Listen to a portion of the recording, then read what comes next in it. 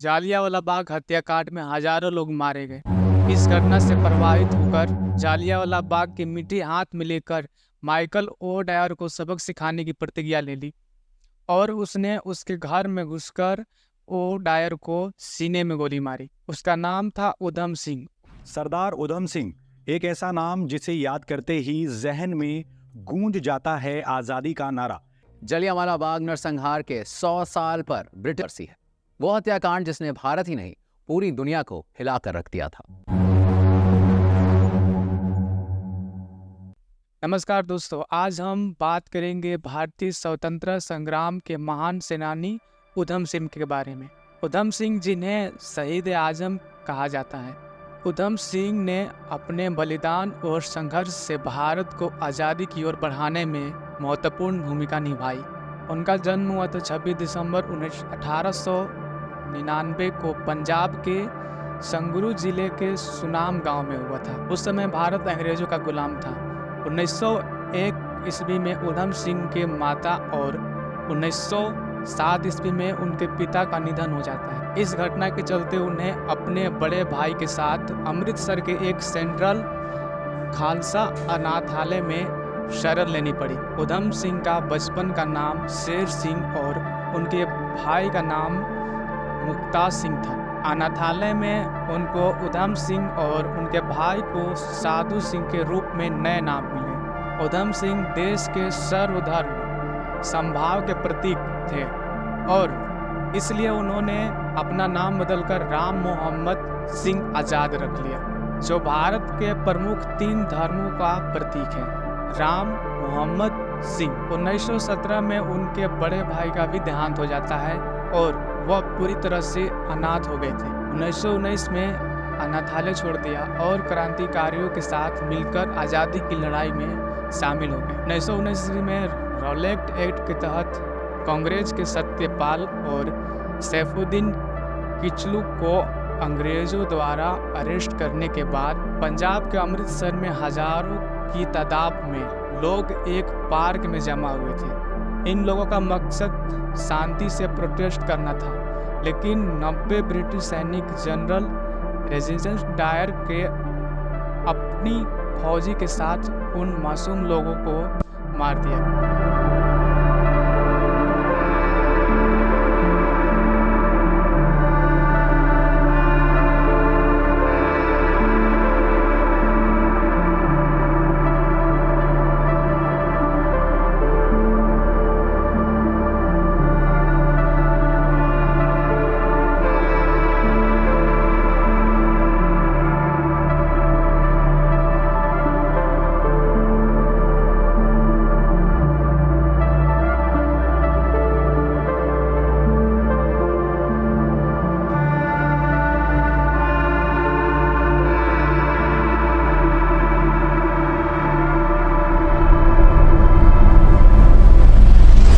उसका साथ दिया था पंजाब के गवर्नर रहे माइकल ओ डायर ने। इस नरसंहार को जालियांवाला बाग हत्याकांड का नाम दिया गया। इसके बाद उधम सिंह वहां पर आते तो देखते कि हजारों लोग मारे गए। कुछ लोग घायल थे तो कुछ लोग मारे गए। उधम सिंह घायल लोगों को अस्पताल ले जाते, जो उनमें से छोटे बच्चे और महिलाएं भी शामिल थे।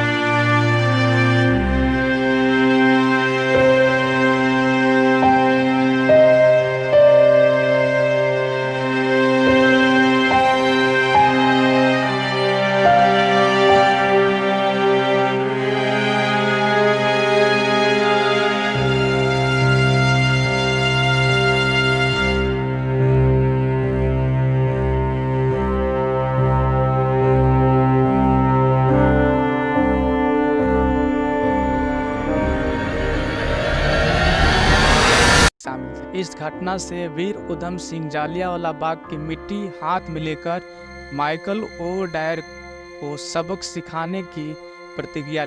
आर डायर ने लोगों को मारा था, लेकिन ओ डायर ने परमिशन दिया था। डायर 1912 से 1919 तक भारत के पंजाब के लेफ्टिनेंट गवर्नर था। जनरल डायर ने अमृतसर हत्याकांड के बारे में कहा। उसने कहा कि इसका उद्देश्य बैठक को तितर बितर करना नहीं था, बल्कि अवज्ञा के लिए भारतीयों को दंडित करना था। अगले दिन डायर ने एक रिपोर्ट में कहा, मैंने सुना कि भीड़ में से 200 से 300 लोग मारे गए। मेरी पार्टी ने 1650 राउंड फायरिंग की। फिर उधम सिंह ने अलग अलग नामों से अफ्रीका, नैरोबी, ब्राज़ील और अमेरिका की यात्रा की।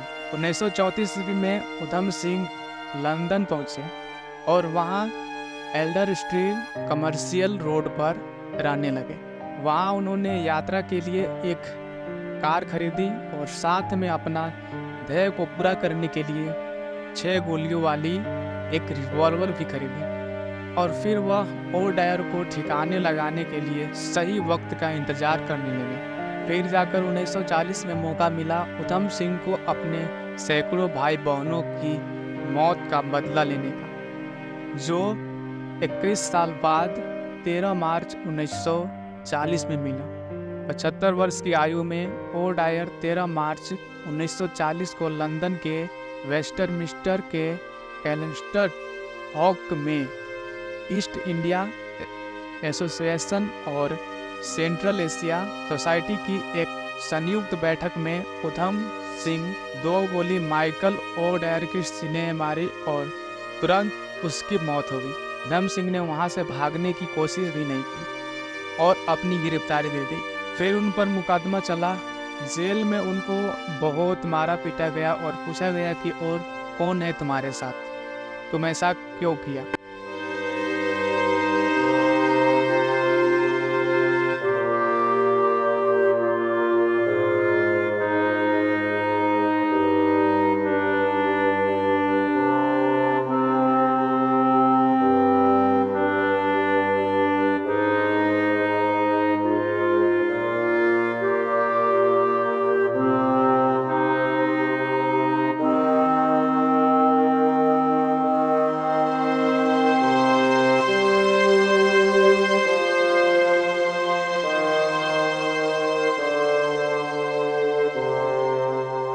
चार जून 1940 को उधम सिंह को हत्या का दोषी ठहराया गया और 31 जुलाई 1940 को उन्हें पेंटविले जेल में फांसी दे दी गई।